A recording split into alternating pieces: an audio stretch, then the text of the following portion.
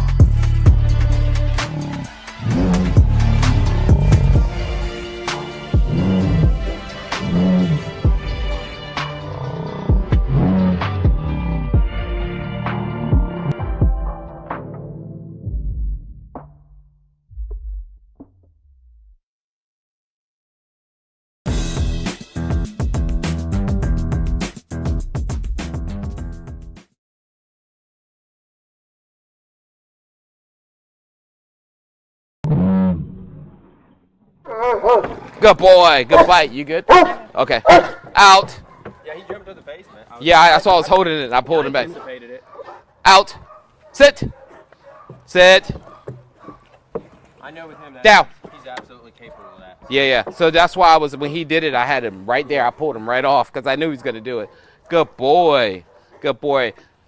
So when I saw that one time you got it all the way in. Yeah. Did you feel it? Yeah, you can feel it quite. I mean, I can feel the pressure. Okay. So you can definitely, I think, in my opinion, he's got more. You okay?